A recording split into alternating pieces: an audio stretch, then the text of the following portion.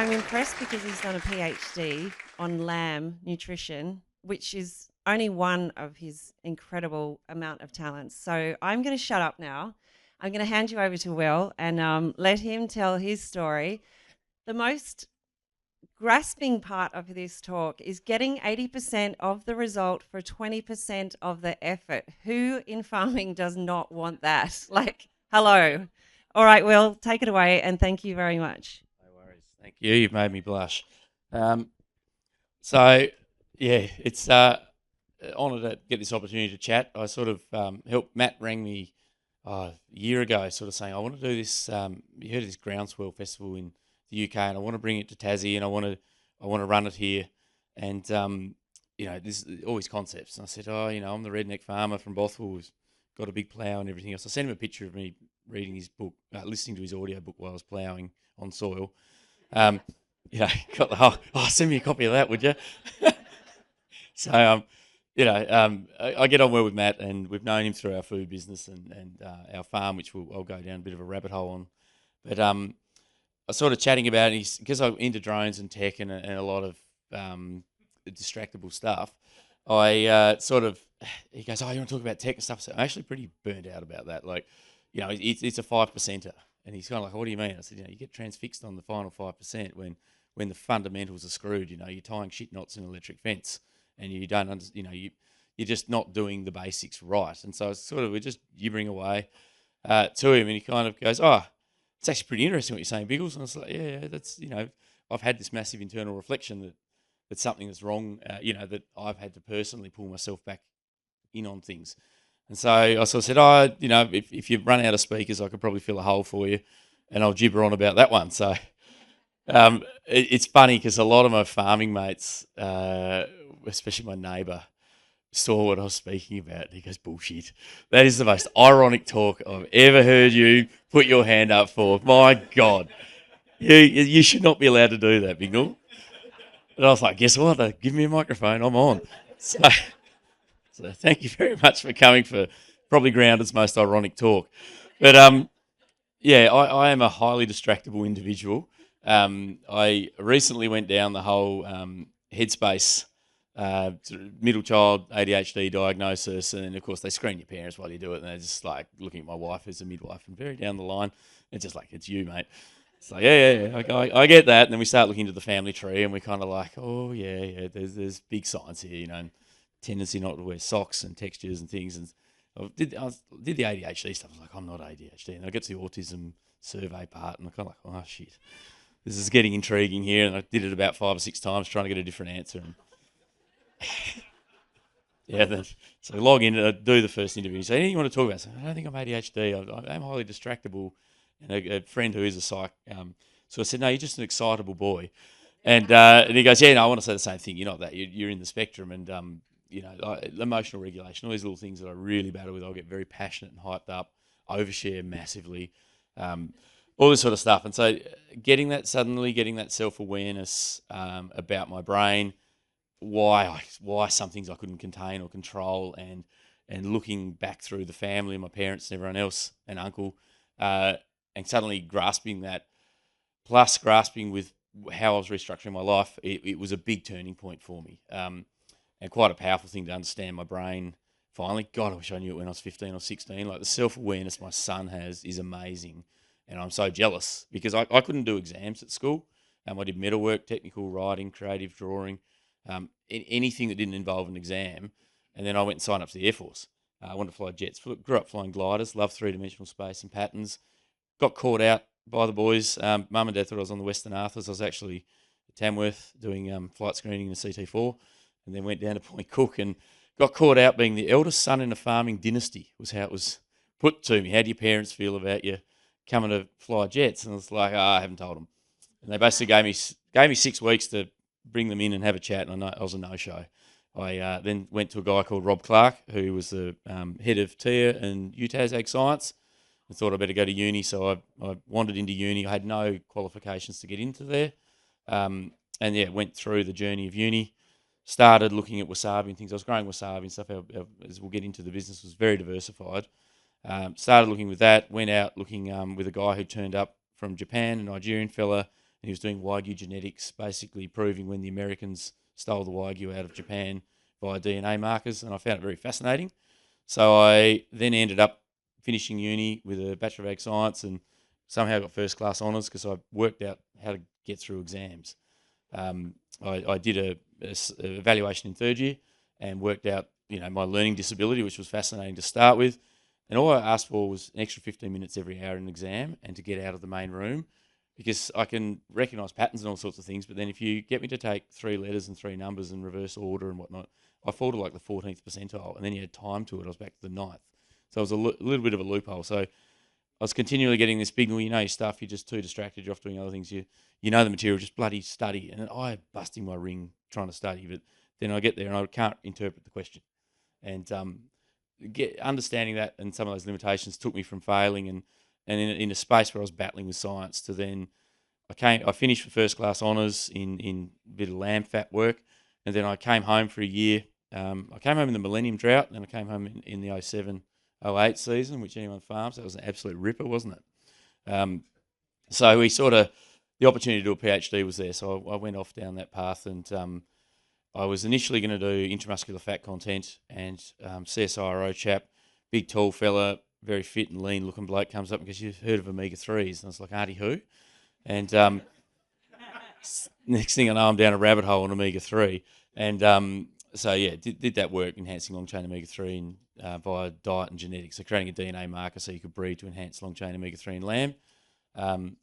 And while I was doing all this, I grew up in a farm that was very busy. So I'm 7th generation.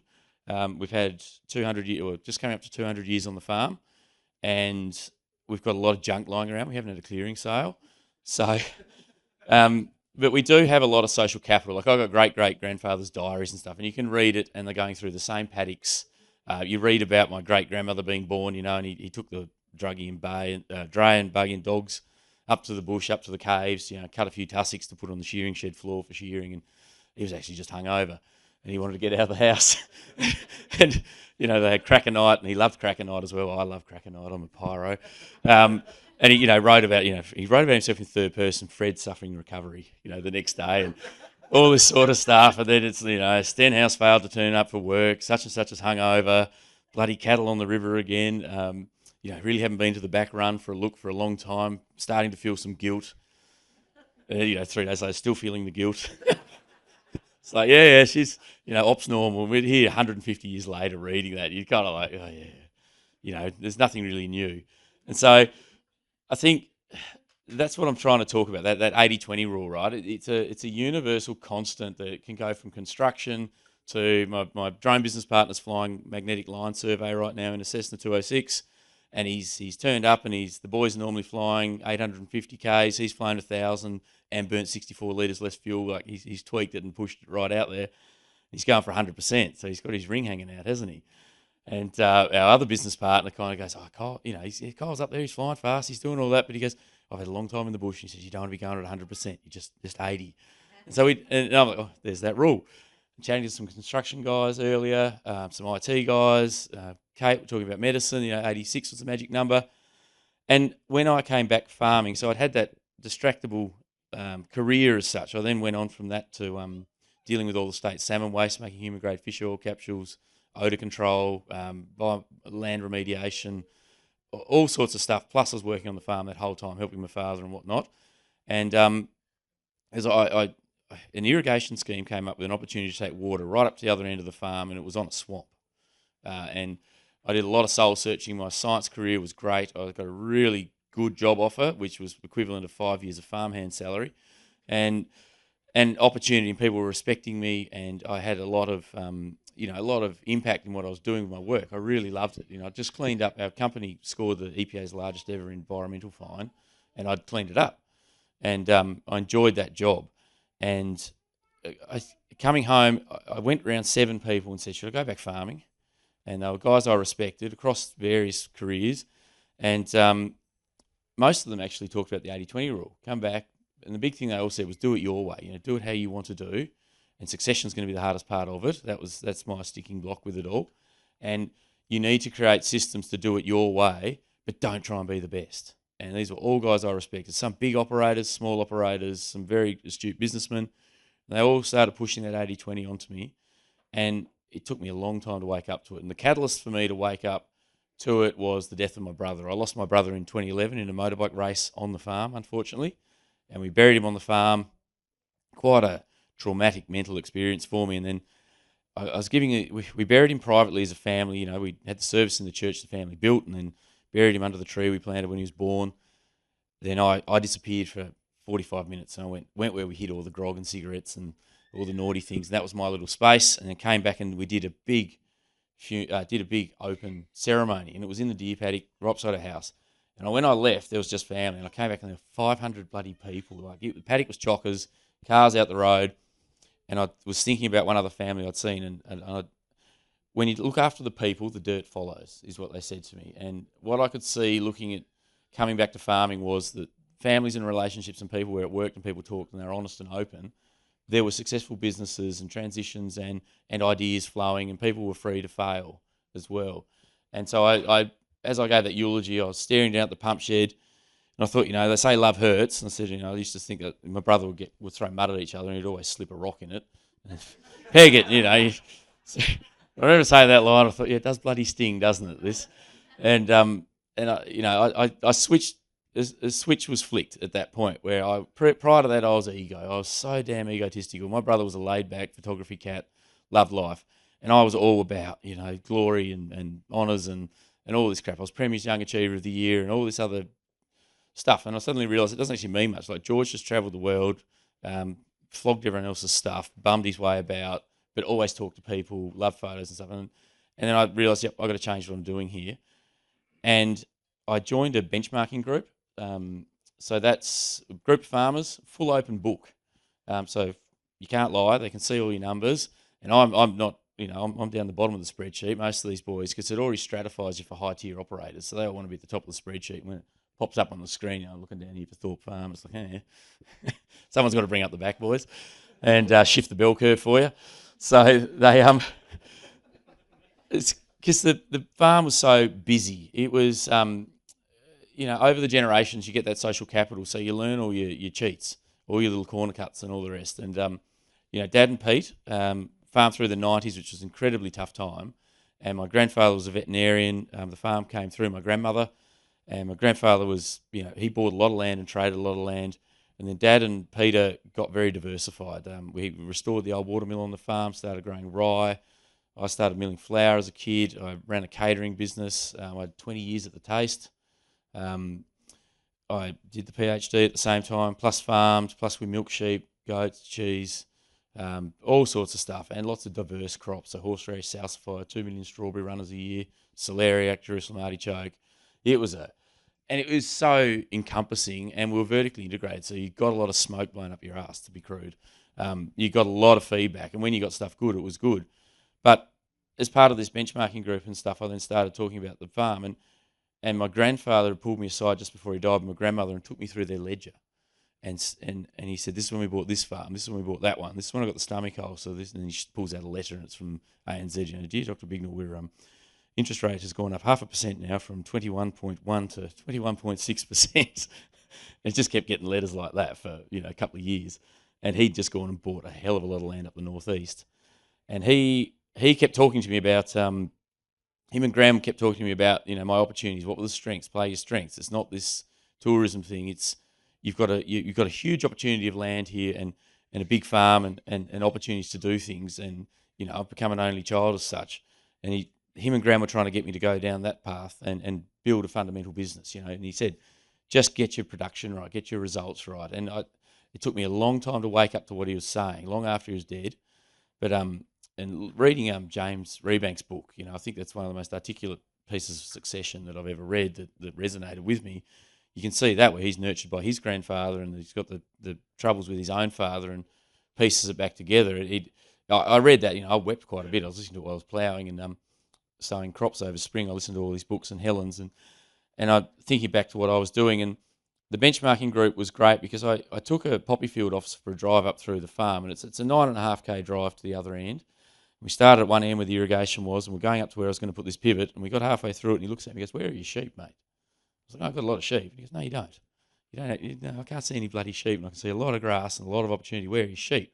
And we get up the other end and we talk pivots and crops and all the hyperbole stuff, that gets you really excited and interesting, that 5% jazz. And then turn around, we drive back out, and he sort of looks at me and goes, no, young fella, I don't know what the bloody hell you're doing, but you've got to wake up. You need more sheep. I can't get over it. And I thought, oh, what's he on about? So I got my neighbour, the one who said this was the most ironic thing for me to speak about. And I took him for a drive. He said the same bloody thing. We got halfway through. I said, no, I've got a lot of sheep.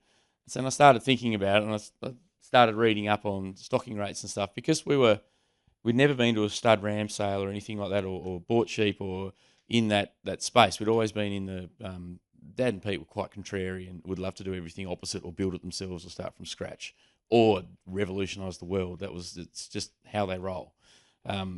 Pete's Belgrove Distillery, built his own distillery, runs it on the chip oil and shit, and mad scientist. And Dad's just as bad. And so, I'd grown up in that space, and then having two people tell you, sheep, where are your sheep? And you start thinking, geez, what have I missed here? I've driven through this laneway for years and years and years and years and years, and I'm thinking about celeriac and artichokes and row cropping and on a couple of hectares, and yeah, actually I've got no sheep. So I started looking at my stocking rate. And we're sitting at like 0.8 DSC a hectare on, 2,000 hectares then. So, we were a nature park in effect. Fences were rooted, so I started really thinking about what I'm doing here, and so I made a list of all the paddocks. I made an Excel spreadsheet and scored everything, added up all the kilometres of fence. I'm like, Jesus, there's 280 k's of fence. It's like the Sydney Harbour Bridge. If I start here, I'm there, and I scored them all. Nothing got over a 4. Some of the fences were put in the 1930s and 20s, and the Depression, rabbit fences and stuff, and the netting was knee high, and we had crossbreds. And so I started, searching and looking to my peers and asking, and it's fascinating. The biggest thing I learned is farming rewards conservatism, right? Like the guys that are good do it without the tech, without the fancy stuff, and that's the 80%. They read their landscapes, they understand their animals. You listen to them talk about them chasing seed or something. You go, oh, bullshit, what's all that? But then you start listening, and if you pull back, once I started pulling back our layers, so I disassembled Thorpe Farm, which is red rag to my father, who built this whole brand and the whole image. We disassembled. He stopped making cheese, and I started wanting time with kids, so pulling things back. And as I did that, getting back to this 80-20 rule, I started seeing, geez, I could do most of the farm work in 2 hours, and that's exactly what my dad was doing. And then he's going off and making cheese and working like an absolute dog for the next 14 hours doing that. And I'm kind of like, well, it's cost us relationships. It's been a lot of work. What are we doing here? And so for me, I suddenly then started thinking, okay, let's simplify this system. How do we get there? And getting around peers. And the biggest thing for me has been pulling off the distractibility, chasing those 5%. So that theory, 80% result, 20% effort. You want to get 85%, you've got to double your effort. You're up to 40. Get to 90%, you're 80% workload. No one sustains 80% workload. That's rubbish. Really, we need headspace. We need time space. We need time to think, be reinvigorated, and look what we're doing. So when you drive through the farm, you actually ask yourself, where are my sheep? I just can't believe over 20 years, with all the degrees and over-education you could ever have, never asked myself, where are the bloody sheep? Never. And so then the question is, how do you do it? What do you do? Get mobile and get some collars and do virtual grazing, rah, rah, rah. And it's like, actually, no, you just look at the old blokes, learn to tie some knots. Tie your knots, standardise your system. So there's that lady who works for Toyota, and her married a farmer, and talks about how Toyota systemise everything. And I'm like, I live in my car. It's a reflection of my brain. It's a mess. And I'm like, okay, let's standardise it. So things like our sheep yards, which are falling down around our feet, it's like, okay, 10 mil bolts, nylock nuts, big stir galv washers, and buy a bloody box to put it in. And then we standardise and I started creating systems. And all of a sudden, to repair a rail wasn't hard, but then you get the timber and you stack it. And we'd use little flimsy stuff, and you'd go over the rail and it's in the nuts because the bottom rail broke, So I thought, right, why are we using a 20 mil rail? So I went and bought 50 mil by 150, and Dad went mental, absolutely mental. And I said, no, mate, they're generational boards. It's 50 mil, that'll see the grandkids will thank me, So a bucket of these little skinny things. And made them a bit higher for the crossbreds and all the rest. And starting to pull that system back, because ultimately the problem was profitability. you're competing in a marketplace where you are against the other switched on people. And this is where benchmarking was great. You can see what others do. And, how many sheep per hectare? How many sheep per 100 mil? Do we sit at 0.8 per 100, 0.8 DSE per 100 mil or 1.2? What do we do? Run scenarios of your business. And it's so easy to get in your own bubble and chase those 5%ers when the foundation is wrong and not right. And so for me, the whole process I went down, and my whole mantra became grow the weeds you've got. So that was fertiliser and nutrition. We had P values down around 3 or 4. The acidity had come into the soils. You could put your USB port in and charge your phone. On some of the paddocks, we've got a lot of rem veg. The millennium drought broke Dad mentally. That's when the partnership dissolved as well. And a lot of our pasture species died. And he got into paddocks. I'm going to wait for the new variety to come out. I'm going to wait for the next variety. And I'm like, grass doesn't grow in a bag, mate. It's got to go in the ground. You've got to put it down. We've got to be the eternal optimist here and plant it. And we were in a cycle where we were grazing with no fences, no water points, couldn't control stock. So grow the weeds you've got, right? Just make it all grow. So fertiliser, whatever, and that takes cash, which I didn't have. So biosolids. I was in the salmon game. I took all the salmon waste I could get my hands on. Expired fish pellets, anything, stuff from Cadbury's, whatever I could get, as long as I had a full, because I'm a chemist, I stoichiometric brain. Don't wind up Dan if he won't be here, but it'll stir him up a bit. But I just like to balance things out. Makes sense to me. So amend what I had to amend with whatever nutrients or inputs I can get, and then see what finance I can get to get the fert. And once I got these soils functioning and ground cover happening and a rotational grazing system going, we're up at 7 DSE a hectare now for the same insurance bill, the same rates, the same people, the same ute, because overheads were crippling me. And I think in ag, and particularly in the small scale, everyone thinks, you got a big hat, got a big, all these sheep and stuff. Everyone still has 24 hours in a day. I somehow have 25 apparently, but you have 24 hours in a day. Your brain can only do so much. Your heart can only take so much. And all that changes is the number of zeros, right? It's 6,000 sheep you got to go through. So no matter what, 6 or 6,000, I have to have people then and build those layers. No matter what, it's going to kick your ass. It's you are you, and you have your capacity, and you've got to protect that. And so I suppose my whole journey of pulling ourselves back to this system is, I've upped the rates, I've brought profitability back in, because looking at this overhead structure particularly in small scale ag, everyone thinks, this scale misnomer. It's about finding the sweet spot. It's nothing to do with scale. And the benchmarking data set shows that across Australia. Scale is bullshit. Okay? You have to find your niche and make it work. And if you don't have full-time workload, you have to do another job. You can't sustain you. You can't force hopes and dreams out of a rock. You've got to take that reality, and that's what that 80-20 rule is trying to get you to do, is to pull back what is the core, what are my true opportunities here. And I mean, farming's a real estate business, which, if you're generational, you never get to cash in on it. And then you've got the business on top, which is your farming business. And that's the one that you're trying to earn, 0.5% return on assets managed or something, or you might try and get 6. Jesus, put it in the stock market, like you can at least get 5 there, maybe, And a farming friend did that. He went to go and buy a farm up at Cressy.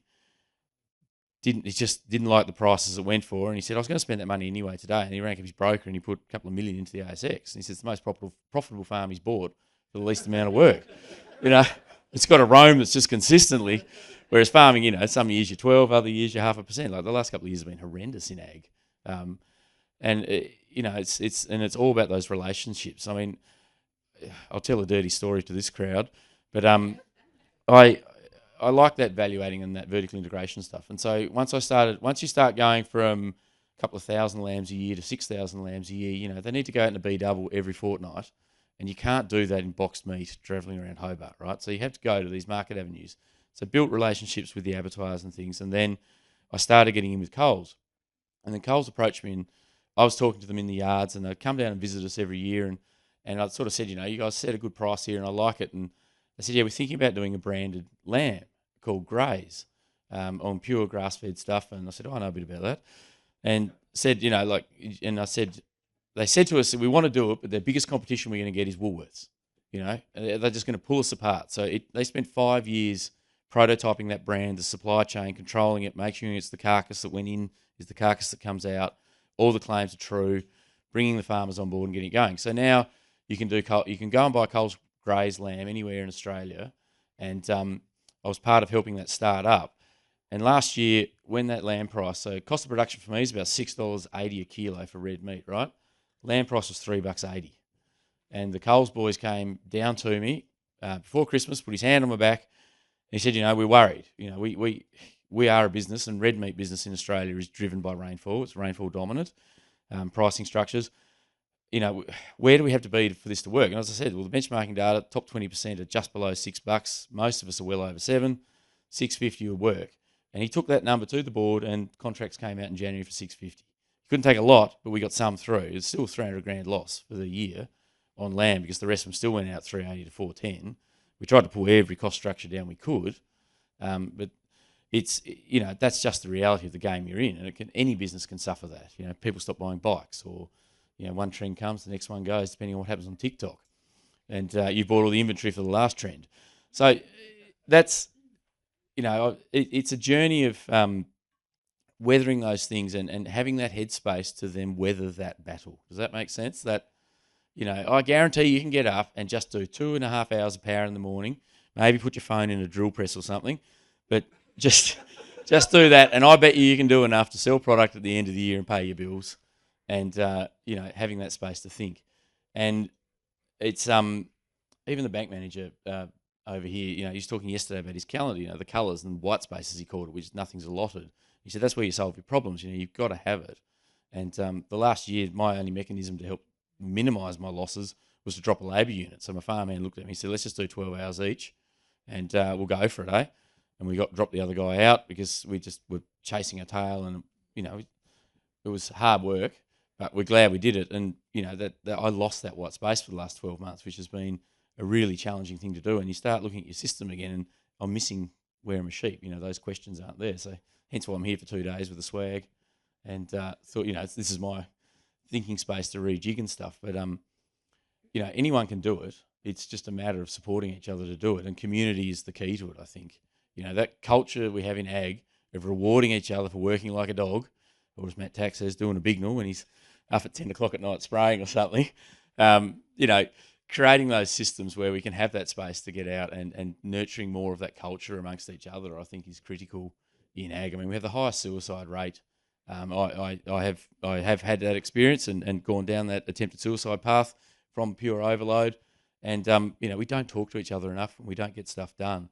So it's a powerful thing, community, and particularly in ag. And that's my take home is let's try and support each other to get that 80-20 rule more normalised, more of a reality. Let's not hyper focus on the little things. Let's just try and chase the foundation, the fundamentals, and support your mates that are trying to do that. Even if it means telling them this is the most ironic speech on the planet. But thank you.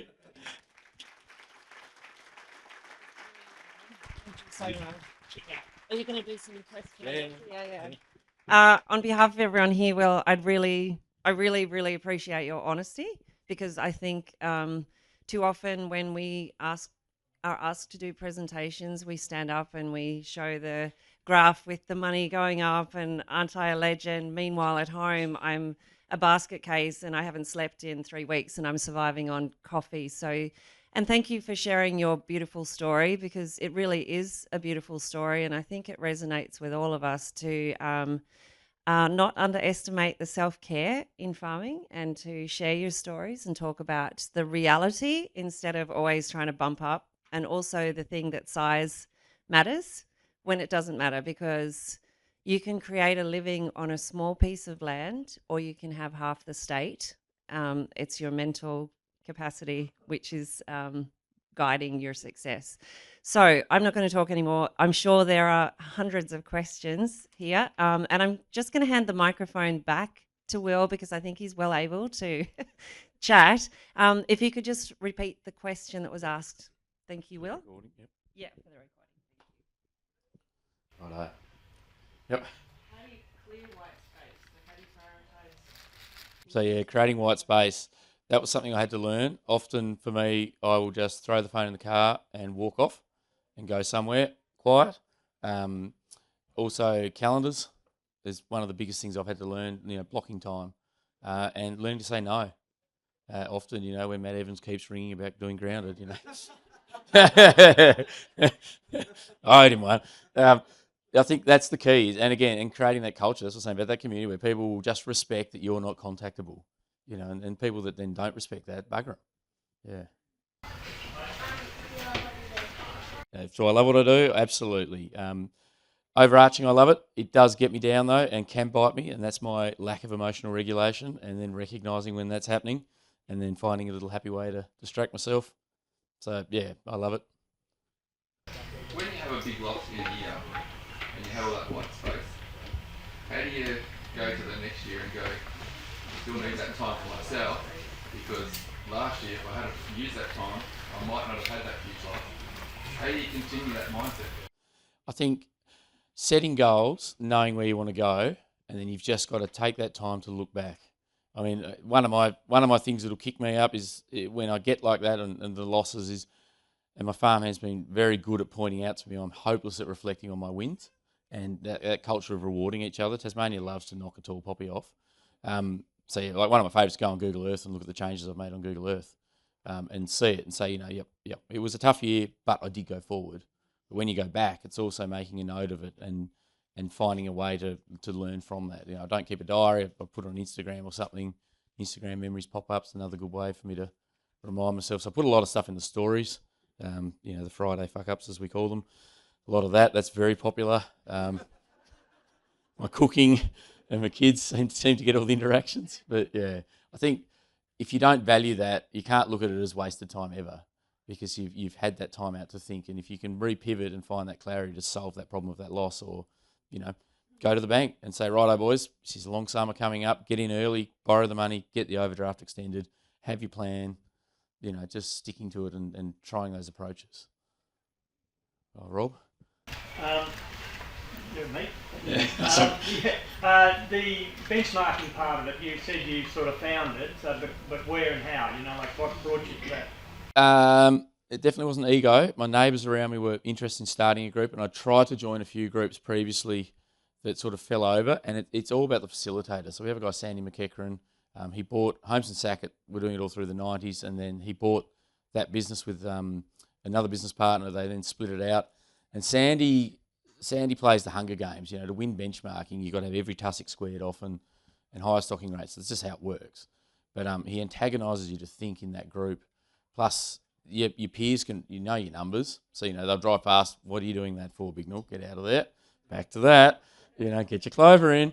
And all those sorts of things. And that I love that group. And again, it's about finding the right mix of people and building one. And, aggregate consulting is where Sandy operates, and he's all across Southeast Oz, but a lot of the NRM groups and things are also trying to do them. But I think, if you can find 5 or 6 people and come together, and I think open book adds a lot more to it as well, because you can sniff out a lot of the BS that happens.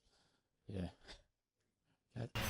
Firstly, thank you so much for your vulnerability. I love hearing your story.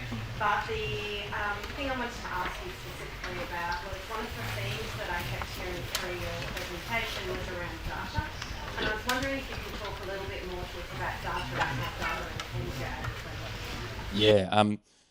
Data, farmers are really good observers, hopeless at making good records, hopeless at data analysis and stats. And they're very good at archiving data, spreadsheets and stuff, or reports or files.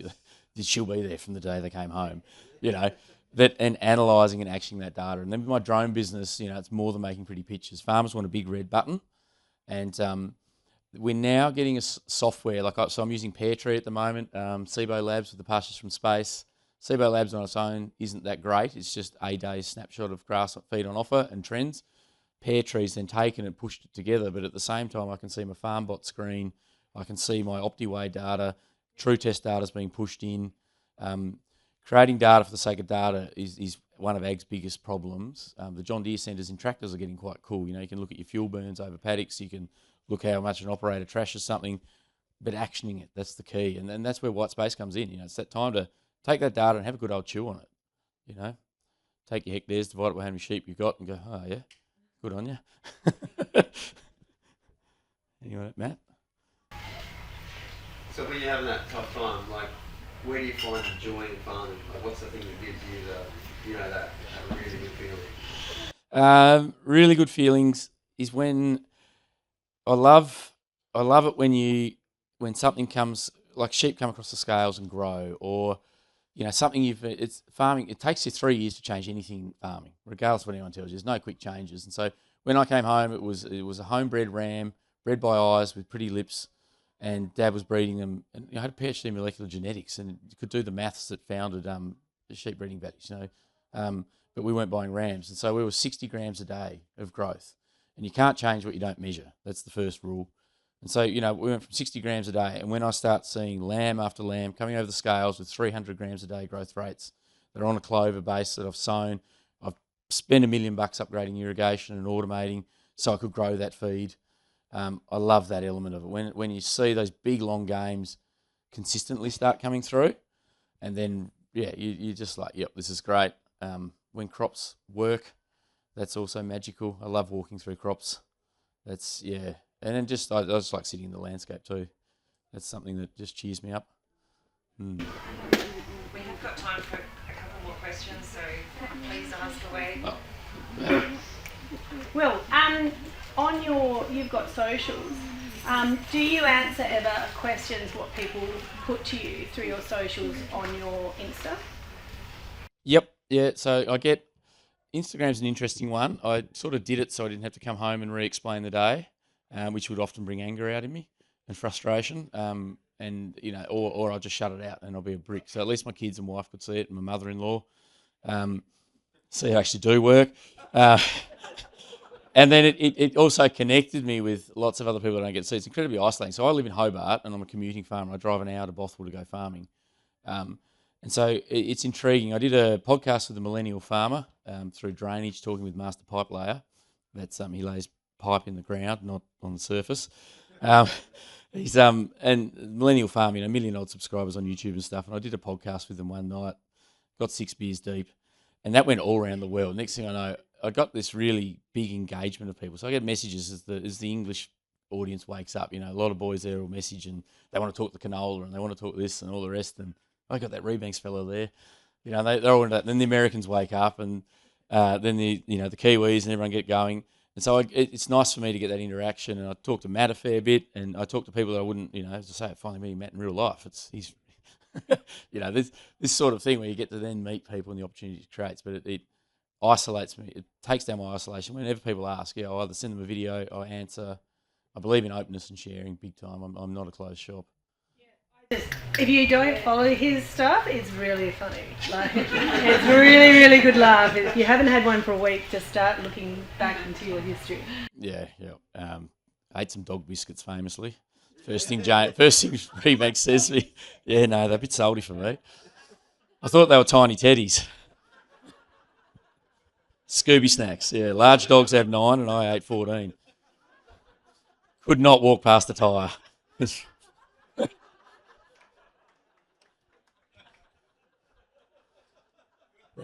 So I don't get out much, though. Any other serious questions? Up the back? Will, just wondered if you had anything to say about that small farm, big farm. There can be a bit of a divide there. What's your sort of comments on the community of farmers, regardless of size? Yep. I hate fence line photos and comparing yourself against fence lines, even though I'm in benchmarking. I think they're one of the most vulgar things you can do to your peers. Everyone's running their own course, running their own battle, and agriculture needs all scales of farming. Hence why, I was one of the founding members of Sprout, because I believe in that small-scale enterprise building farms. And the gateways into farming is hard. It's also hard when you're born into it as well. There's nothing smooth about it. Succession, headaches, being a first-generation farmer, in some ways I'd love that. In other ways, I'm very thankful for the social capital I have of 7. And then, trying to support people come in and start small and build themselves up through. And I love watching that journey. I hate seeing them disappear. You see people come in and do a wonderful product, burn themselves out, and then it's gone. But we have to support all scales of ag. And particularly like in Tassie, where we've, to the south, we can export scientists to the ice and the odd explorer and fishing boats. East and west is fishing boats and good views. So that's tourists and boats. And then everything's got to go out via the north. So we have to value add. We have to do, Coles grazed lamb to justify the bass rate element. But when someone comes to Tassie and they eat this boutique artisanal product that's absolutely amazing, and you can taste the passion as such, and have all that, but then they get back to Alice Springs and they go, oh yeah, what do we got here? And it is some Tassie milk, some Tassie cheese by a redneck beef farmer that's eating my dairy, eating my barley to top his ration up, and they can see Coles Graze. And I'll get people from all over Australia messaging me saying, I'm eating your lamb tonight. Feels wonderful because I'm supporting your family. I had a women's shelter in Melbourne ask me to speak to them because they were women that were being abused and in domestic violence. Meat was a traumatic experience, and they're watching my Instagram, and then they felt confident, and grazed lamb was their entry back into meat to beat the anemia. It's just connections like that come out of things. You don't realise you can have that impact. But every scale, like my product, the small farms doing that amazing stuff and giving people amazing experiences, these agro-tourism, agrarian experiences is powerful, because when they go back to their home or overseas and they see a Tasmanian cherry or some Tasmanian butter, driving that demand of our core product, which is bloody awesome, because we do a damn good job down here farming across all scales. So we need to support each other, not put that bloody wall up and say, oh, he's a big one, he's got a big hat, he's got a little hat. That rubbish. Don't do it. Yep. Yeah, how do you deal with the slow scale, time scale of change? I'm a small operator, and it just seems like there's always problems. You sow a field, and then the wallabies take most of it because there's a young bat that's done on that fence, and there's a flood of wallabies getting in, and it just seems like achieving change is really slow and quite demoralising. Oh yeah, no, nothing will break you quicker than that. Yeah, and that's the thing, and all those failures, reflecting on them, and the data thing comes in as well. Just writing down things. I keep a diary of what did I get right, what did I get wrong, and reflect on those every year before I plant paddocks. I go through and look at what my notes. We overplowed that windblown sand. Let's create a system to stop that, and just keep. You've got to keep progressing. But again, rate of change is a hard one. My dad and Peter were do it out of breadcrumbs, build as you go, and that drags your timeline out to a whole lifetime. Whereas I go to the CBA tent with a spreadsheet and sort of say, hey boys, let's have a go. I want to do this. But again, my production numbers have got to be realistic, and that's where the data comes in. And the last few years I've been battling to make my mark, get my targets of income. I've got my cost structure perfect, overheads kill me, and I can't drive my income side up. I need to hit 2 million turnover plus. And I get stalled at a mill or whatever. Yeah, the lamb job comes in, but crops fail, other things fail, and I keep looking at my system and going, what's wrong? So this year, I've leased out potatoes, I've leased out pyrethrum, I've got leased out carrots, I've taken out the Bignell factor, which seems to be working well for the bank account. So, but just, take the knock, but you then look and say, right, I've got to change something here. Like putting potatoes in for me, I call it the structure fuck of the rotary hoe when it turns up. But I am pinned. I have to do this. They're going to get one lap, only in soils I want. I've got maps that they can go to, and they don't go past the lines, and we've got the depth agreed and everything, and managing that person to do it. But, I'm going where I don't want to go. And my old man's there having a heart attack seeing it, and then I've just gone and sown 35 hectares of pyrethrum, and, it's all in raised beds and open ground. I've put rye cover crops in, and he's just panicking about that as well. And I'm like, yeah, but they already put 32 grand in the account just to sow the damn paddock, and I get to watch someone else battle it. It's very satisfying. Yep. Right. Well, thank you very much, everyone. For basket cases, and I'm saying let's get health back and let's get productivity back, and then hydrate first, and then at some stage, hopefully our grandchildren can pursue the academic debates of what the hell they want to do with it. Thank you, Chris. Listen, I think we could go on for a lot longer, but unfortunately we have to wrap it up. I urge you to catch up with Chris and pick his brains. He's going to be around for the next 5 or 10 minutes. There's so much more we could talk about, Chris, and I just want to thank you so much. I mean, you are the ultimate land doctor. You're asking for us to be land doctors, and you've set a path for us. And I just feel like keep the faith. You're doing a brilliant job. Thank you so much. Thank you. I would like to just mention, let me just point out the obvious. Here's the ultimate land doctor. The next generation, we can have all the wisdom we want. If the next generation doesn't pick up the ball and run with it, we have a problem. And even if our game isn't as good as it could be. We've got to keep the game going. And welcome. You're the sort of land doctor we want.